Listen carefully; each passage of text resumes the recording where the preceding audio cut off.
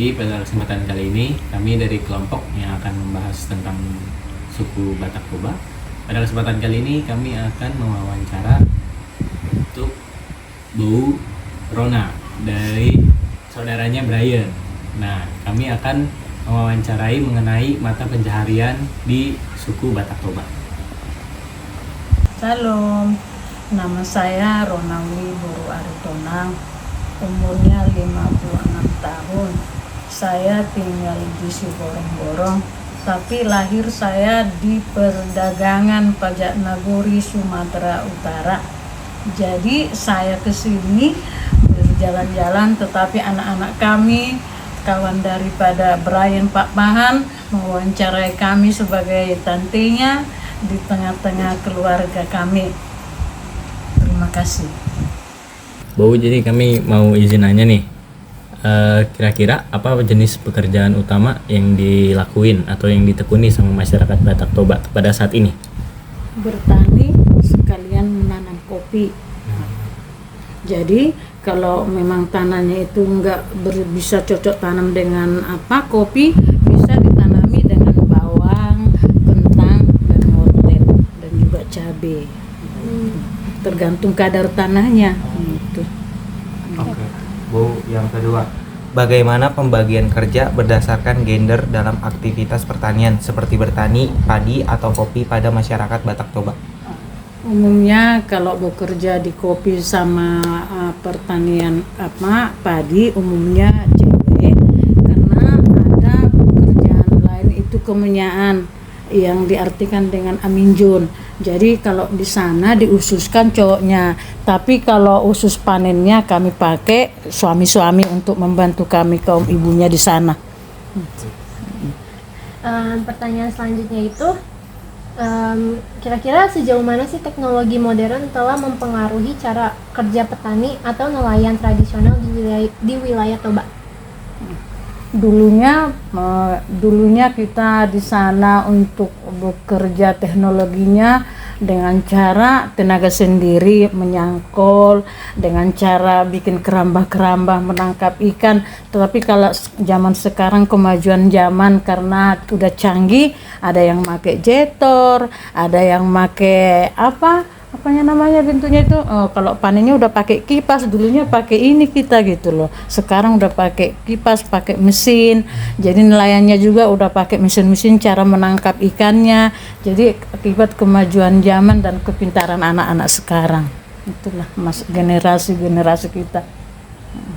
Selanjutnya, bagaimana fenomena merantau atau mengula di perantauan mempengaruhi pola mata pencarian masyarakat yang menetap di desa asal? Tidak, karena di sana itu generasi kami yang udah tamat sekolah kami berangkatkan ke tempat perantauan digantikan sama adik-adiknya.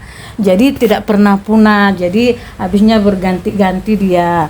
Jadi karena bagaimana pertumbuhan anak-anak di sana kan, kalau di Danau Toba itu agak perkembangannya banyak gitu kan, hawa dingin, jadi adik-adiknya banyak diganti-gantikan lah gitu, tapi tidak pernah punah. Tetap ada pergantian anak-anak kita menjadi besar, itulah pengganti kakak-kakaknya yang sudah merantau. Jadi itu tidak pernah punah karena itu adalah makanan pokok kita di sana. Nah, Bu, mau nanya lagi nih.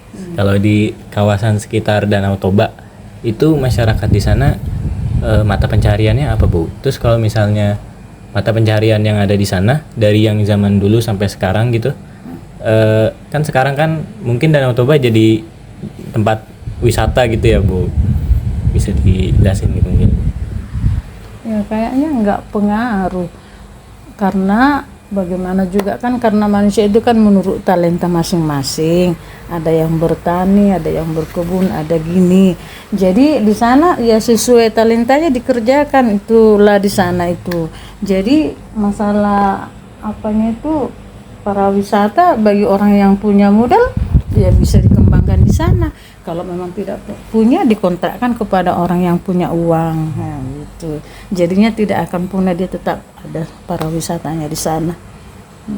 kalau misalnya pariwisata di sana dikelolanya sama orang di sekitar sana atau gimana Bu? Ada yang kayaknya di sekitar di sana, ada orang luar, ada yang dari anak rantau. Kalau anak rantau kita di sana yang berhasil, ada juga yang buat di sana gitu loh. Tapi sistemnya kayaknya dikontrak, bukan dijual gitu. Berarti pertanian sama pariwisatanya masih seimbang, maksudnya enggak pariwisata lebih unggul dibanding pertanian, tiap pertanian udah mulai punah gitu, enggak? Sama kayaknya. Habisnya kan tergantung makanan pokok juga pariwisatanya bisa bangkit kan.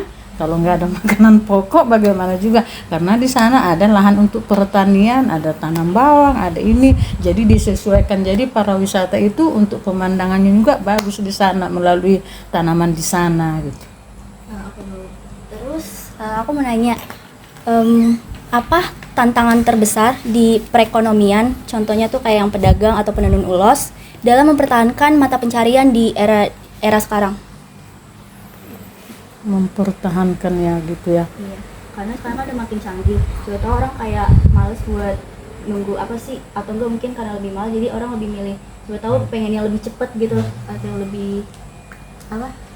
Ya.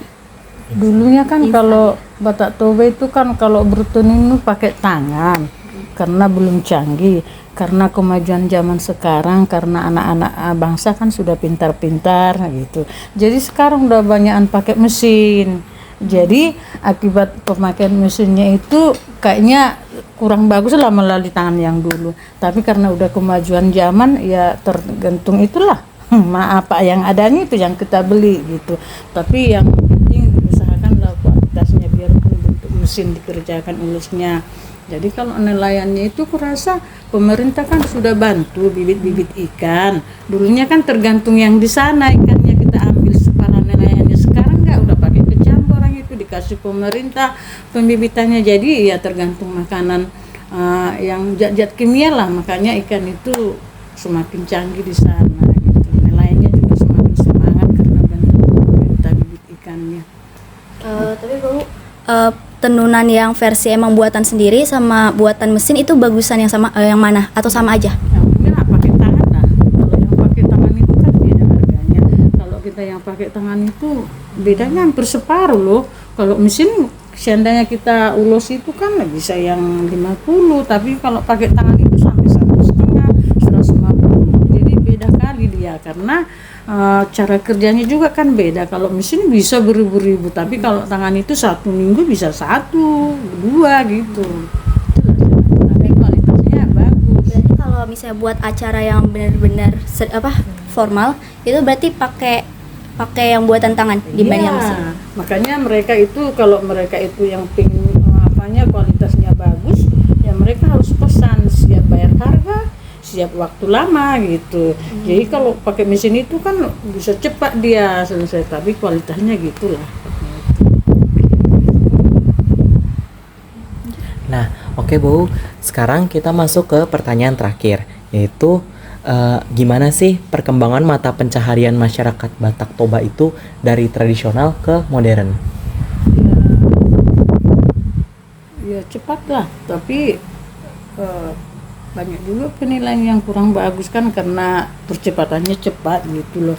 Karena manusia itu karena alat-alatnya udah modern ya, orang-orangnya juga semakin masuk kerja, karena seandainya kita ngerjakan 1 minggu pakai tenaga, akibat mesin 1 hari siap, berarti yang 5 hari jadi bisa tidur mereka. Jadi itu memang, tapi itu tergantung kita sendiri ya. Kalau memang dipercepat pekerjaannya, yang 5 hari cari kerjaan yang lain. Nah itulah makanya kalau mereka memakai waktu itu adalah uang, mereka bisa makan, generasinya juga bisa disekolahkan sampai tinggi-tinggi. Ya kalau tidur-tidur udah dikasih pemerintah lah yang canggih, kita nggak pakai waktu yang tersisa, ya kita sendiri yang nanggung kan gitu.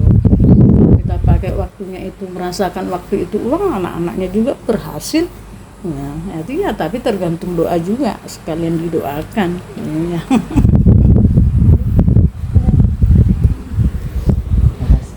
Makasih ya Bu. Sekian dari kami. Tunggu kami di wawancara unsur kebudayaan selanjutnya. Halo semuanya. Kembali lagi bersama kami di sini dan kami akan mewawancarai mengenai unsur kebudayaan yaitu organisasi sosial dan religi. Dan di sini kami bersama Alexander Pakpahan. Ibu Teti Nenggolan. Jadi kita langsung aja mulai ke pertanyaan yang pertama, yaitu organisasi sosial ya. Oke. Untuk pertanyaan yang pertama, bagaimana silsilah debata mulai jadi Nabolon yang terdapat pada masyarakat Batak Toba? Mula jadi Nabolon itu pencipta alam semesta dan segala isinya. Kalau singkat aja lah ya, Debata mula jadi Nabolon itu yang pencipta alam semesta. Sebelum penciptaan manusia, dia menciptakan Debata Gijang, Debata Tonga, Debata Toru. Itulah Situlu Ama namanya itu. Kalau dalam sekarang ini kalau orang Batak juga meminta godang tetapnya disebutkan ini Situlu Ama katanya. Situlu Debata Natolu katanya gitu. Nanti pas malu-malu nama itu Debata Natolu ini tetap dihormatin gitu. Nah, di Debata Natolu ini punya anak, punya putri, dikawinkanlah di Kayangan. Nanti turunlah dia ke bumi namanya si Boru Dayak Parujak. Sama anaknya lagi dari Debata Natolu ini ada lagi satu lagi namanya Raja Odap-Odap turun ke bumi. Nah, mereka beranak lagi namanya Raja Ihat Manusia, kembar dia. Nah, itu dikawinkan lagi, nikah lagi, baru turun lagi ke Resi Raja Batak. Gitulah keyakinan orang Batak. Jadi kalau orang Batak itu keyakinannya diciptakannya di tanah Batak. Di Malpusuk Buit sana diciptakannya orang Batak itu. Gitu kalau keyakinan orang Batak. Jadi orang Batak itu ego juga. Nah, ada lagi mau ditanya. Jadi kita masuk ke pertanyaan kedua. Bagaimana bentuk aktivitas yang dilakukan organisasi sosial tersebut? Organisasi sosial kemasyarakatan ya aktivitasnya. Jadi orang Batak itu kan di daerah Batak itu pada zaman dulu itu orang Batak itu kan sedikit. Dan terus berkelompok marga lagi. Jadi kalau orang Batak itu kelompok marga-marga satu kampung itu ya marganya satu kampung. Marga Pakpahan ya marganya satu kampung Pakpahan gitu kan. Ada marga Nenggolan ya Nenggolan. Ya gitulah. Jadi ada tempat itu yang jadi nama penamaan marga. Nah, kegiatan aktivitas sosial di sana artinya misalnya mau panen lah, ada pekerjaan raya lah misalnya begitu, ya gotong royong dia. Kalau di zaman saya dulu namanya Marsidapari. Jadi misalnya kalian ada berapa orang mengerjakan bersepakat mengerjakan ini pekerjaan ini ya, pekerjaan untuk hasil kehidupan lah, panen. Nanti ngerjain ke tempatnya si Abraham misalnya, kalian semua 7 orang, nggak tahu berapa orang. Nanti ada pekerjaan sana pindah lagi ke sini, ada lagi pekerjaan pindah lagi. Itu namanya Marsidapari. Ganti-gantian pekerjaan satu hari. Itulah dia dulu yang dikembangkan yang sering terjadi di daerah Batak sana. Dulu karena kenapa bisa begitu? Karena nggak ada tenaga kerja, mau beli di mana? Nggak ada tenaga kerja yang mau dibawa. Ya harus gotong royong. Nah, satu kampung itu mengerjakan satu kampung, gitu loh. Mengerjakan satu kampung itu berganti-gantian nanti. Nah, kalau satu kampung di daerah Bataknya biasanya itu sebelum dulunya itu nggak ada marga yang lain. Ya kalau misalnya marga Nasution ya Nasution di situ satu kampung itu. Nah, nanti kalau pindah ke sebelah sana ya marganya lagi beda lagi tuh kan gitulah. Kalau orang Batak itu, makanya sosialnya orang Batak itu sampai sekarang itu erat kekerabatan marga dulu ya. Gitu loh. Jadi kalau ke sosial ya beragam marga itu namanya sekarang itu namanya serikat. STM, Serikat Tolong Menolong. Kayak sekarang kalau di daerah Karawang ini orang Batak ngumpul, itu namanya Parsahu Tahun. Satu kampung itu ada orang Batak. Nah, itu nanti ngumpul itu. Ngumpulnya dibikinlah arisan. Nah, arisan marga bukan marga, arisan Parsahu Tahun, beda lagi Parsahu Tahun. Kalau marga karena Parsahu Tahun itu banyak, dibikin lagi arisan marga gitu loh. Nah, itu makanya orang Batak itu kompak. Karena ya itu dari sananya itu memang artinya orang Batak itu tidak menerima ras atau orang lain ke tempat orang Batak itu. Nah itu loh. Jadi kalau misalnya datang dari misalnya saya nih, dia nih orang di tempat Batak, datang dari Jawa sana, datang ke sini, ya disembelih. Game dia di situ. Gitu loh. Jadi orang Batak itu aslinya kalau enggak ada nggak datang misionaris ke daerah Batak. Sampai sekarang merasa primitif orang Batak, kanibal. Itu. Jadi memang nggak gitulah kehidupan di sana. Saling takluk menaklukkan, kalah mengalahkan kan gitu lah kalau orang Batak itu. Sampai sekarang terbawa itu sifat itu. Makanya orang Batak itu solid dalam dia mencari kehidupan itu. Ya kalau ada memble-memble mungkin ya karena ada pengaruh lain kan. Kalau orang Batak itu tetap baik dia harus berjuang keras untuk bertahan hidup kalau di sana itu. Kalau orang Batak, gitulah kalau itunya tadi ceritanya sosial. Gitu.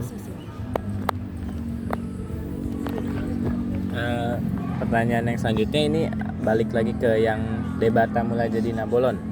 Nah, kalau filosofi Debata Mulai Jadi Nabolon itu masih digunain atau masih ada gak sampai sekarang di acara-acara adat mungkin atau yang lainnya?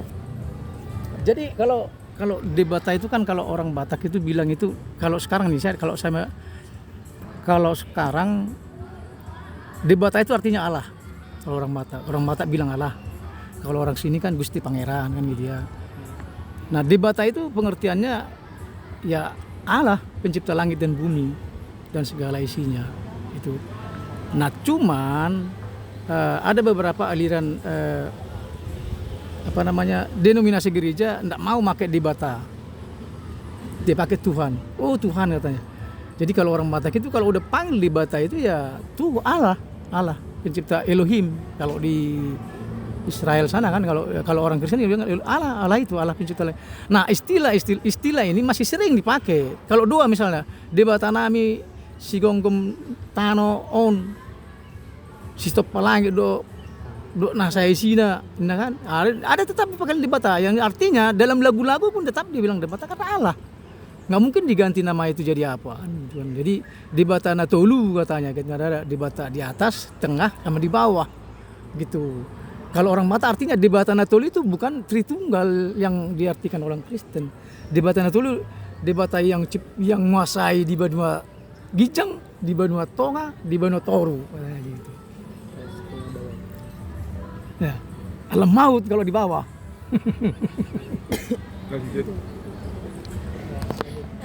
Oke, selanjutnya ini pertanyaan sistem religi. Jadi yang pertama itu apa religi dan kepercayaan yang dianut oleh masyarakat Batak Toba? Sebelum masuknya misionaris, religi yang dianut orang Batak Toba itu adalah Parmalim. Parmalim itu apa nama kalau nggak salah dengar itu cabang keyakinan dari Hindu Karingan gitu loh. Artinya nanti bisa cari referensi lah. Tapi sampai sekarang masih ada Parmalim orang Batak. Nah, kalau Parmalim orang Batak tata acaranya juga ya sama kayak orang Hindu itu. Ya, mirip-mirip gitulah. Terus orang Batak kalau nggak masuk ke Kristenan nggak makan daging babi. Karena haram itu buat orang Batak. Iya. Nah, karena kalau misalnya di semua kehidupan masyarakat orang Batak itu terrealisasi, tergambar dalam acara adatnya. Nah, dulu orang Batak itu acara adatnya makanannya itu ya horbo, kerbau, bukan babi. Babi itu kalau orang Batak itu ya makanan hina aslinya, gitu loh. Nah, orang Kristen itu mention Jadi dimakan. Makanlah semua sama meja cuma makan. Gitu. Jadi jangan bilang orang Batak dulu orang Batak itu nggak makan babi. Kenapa nggak makan babi? Kan gitu kan. Kalau ini keyakinannya ya, menurut saya nih keyakinannya itu kan ada silsilah orang Batak itu ada dua anaknya Raja Batak, Guru Tatia Bulan do Isimbaun. Anaknya Guru Isimbaun, anaknya Guru Tatia Bulan itu Raja Asiasi, Raja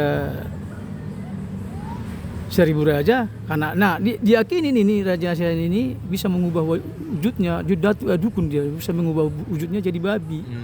Gitu. Kayak patkai lah kalau orang Cina bilang. Gitu. Jadi orang Batak itu nggak makan babi. Gitu loh. Jadi itu keyakinannya dulu. Nah, sampai sekarang. Jadi kalau keyakinan orang Parmalim itu ya nggak makan itu. Asli situnya. Asli Parmalim itu asli agama orang Batak itu Parmalim ya nggak makan itu. Gitu. Pertanyaan yang ketiga. Yang kami ketahui, masyarakat Batak Toba kebanyakan menganut agama Kristen. Apakah orang yang percaya pada kepercayaan tersebut tetap menganut agama Kristen atau tidak? Ya, saya bilang tadi orang Batak itu mayoritas orang Kristen. Ada beberapa denominasi gereja Protestan, Katolik, tapi yang jelas Kristen 90% lah. Tapi sekarang sampai sekarang masih ada agama kepercayaan itu tadi, Parmalim itu, agama leluhur itu masih ada sekarang. Tapi sekarang karena 90% itu orang Batak itu agama Kristen, ya bisa dibilang nggak sampai 50% Kristen yang mengenal Tuhan, ya cuma KTP yang iya kan, gitu loh. Jadi kalau status itu agama orang Batak, status itu orang Batak itu 90% agama Kristen. Batak Toba ya, kan ada berapa Batak ini. Jadi ada lagi Batak Mandailing, Batak Pakpak, Batak Simalungun, Batak ini. Jadi kalau Batak Toba ini 90% itu Kristen. Ya. Nah gitu. Jadi kalau Mandailing beda lagi, Muslim dia. Nah, tergantung perbatasannya lah. Tapi yang jelas, kalau orang Batak itu begitu kentalnya ajaran kekristenan itu di sana, gitu loh. Kenapa bisa begitu dia sampai sekarang? Begitupun kemana juga dia pergi, nggak bakalan mau itu goyang agamanya. Walaupun jarang ke gereja, kenapa bisa? Karena tadi ikatan persaudaraan itu sangat kental, bukan masalah keyakinan itu, tapi ikatan persaudaraan itu. Jadi komunitas itu kalau misalnya satu ketemu nggak satu selera, kan nggak beda nanti dia, nggak gabung lagi. Itu yang sebenarnya yang mengikat saya lihat, bukan masalah saya yakin aku dapat urapan roh gitu, enggak. Kalau orang Batak itu sampai sekarang itu orang Batak itu tetap masih ada Kristen, ada Katolik, ada Muslim, sama ada Parmalim tadi ada yang percaya. Jadi dinamis lah. Jadi kesimpulannya apa? Nyapa lagi? Nggak pakai kesimpulan gitu. Enggak lah. Penutup.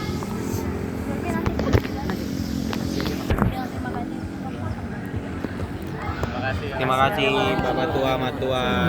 Terima kasih sama-sama. Cita-cita tercapai. Amin. Jadi anak berguna. Amin. Sekian wawancara dari kami. Tunggu kami di wawancara selanjutnya.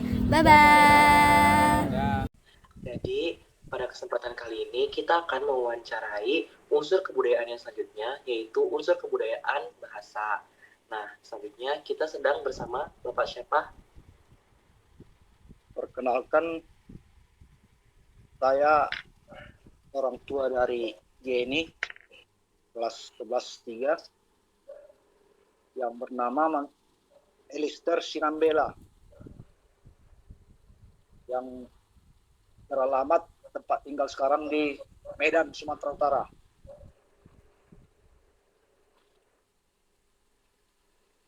Jadi pertanyaan pertama itu, apakah penggunaan bahasa Batak itu masih kerap digunakan dalam kehidupan baik di perantauan maupun di daerah asalnya? Kalau penggunaan bahasa Batak itu masih kerap sampai saat ini. Kerap. Oke, baik, makasih Om.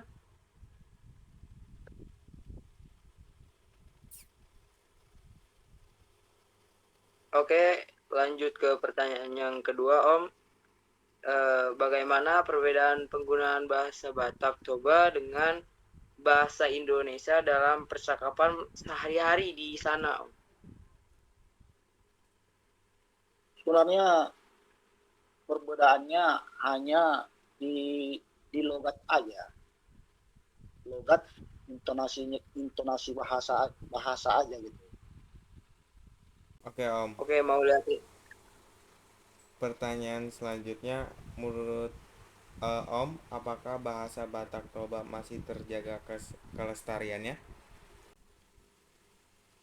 Kelestariannya masih terjaga, masih sampai saat ini masih terjaga.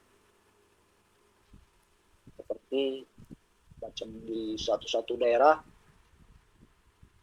di satu-satu sekolah gitu,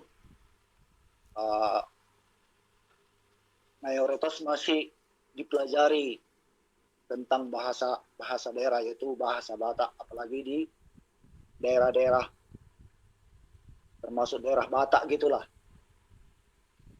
Berarti di sono masih sering pakai bahasa Batak ya, Om? Masih, baik itu di sekolah, baik itu di tempat-tempat umum gitu. Jadi yang saya maksud tadi, macam di sekolah gitu, kalau di kampung lah, di kampung, apalagi kampung orang Batak ya, kecuali di kota gini kan. Kalau di kampung masih dipelajari tuh bahasa Batak, masih ada pelajaran bahasa daerah.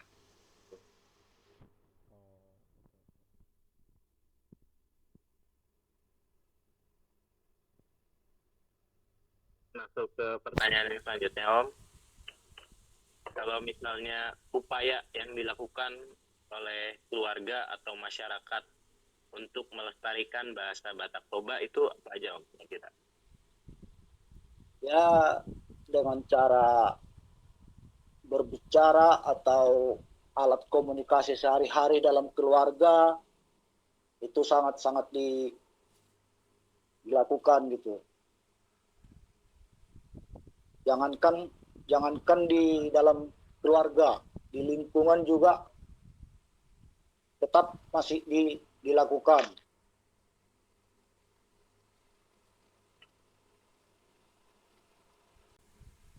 Kalau dari keluarga sendiri itu cuman dilakukan aja gitu ya, Om? Berarti apa ada harus belajar gitu? Gimana, Om? Ya, kita contohnya macam dalam keluarga, kita komunikasi sehari-hari itu kita menggunakan bahasa daerah, bahasa Batak. Jadi istilahnya yang namanya bahasa itu kita sambil ajari apa arti dari apa yang kita ucapkan itu, gitu.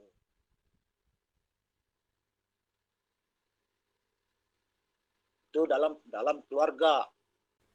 Jadi kalau dalam lingkungan ya termasuk adat istiadat juga harus dipelajari dan tetap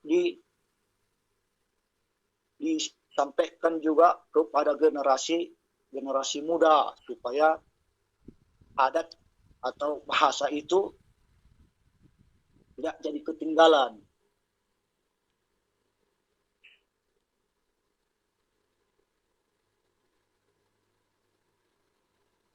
Oke, Om, pertanyaan selanjutnya, apa ciri khas dari bahasa Batak Toba yang jadi perbedaan dibanding bahasa di daerah lain? Sebenarnya mana ya perbedaannya? Cuman kata orang ya. Kalau perbedaannya cuman hanya pendengaran orang agak kasar gitulah.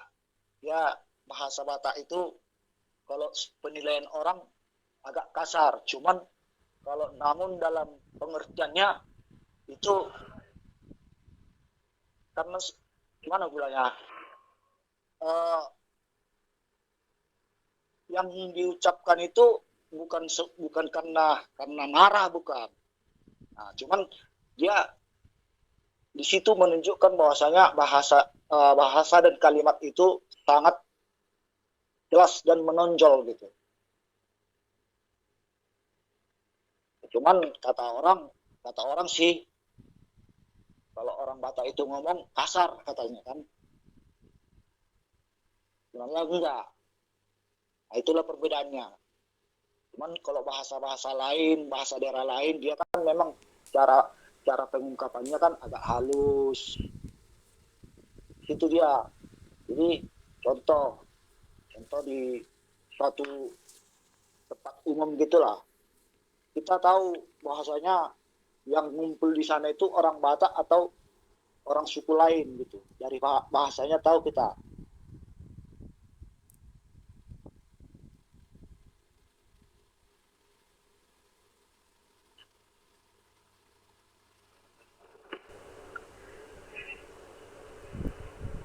Oke Om, makasih banyak. Kira-kira begitu aja pertanyaan wawancara dari kami. Makasih banyak Om udah mau ngebantuin kita dan ngeluangin waktunya. Ya, makasih banyak Om. Oke. Terima kasih, Om. Terima kasih banyak Om.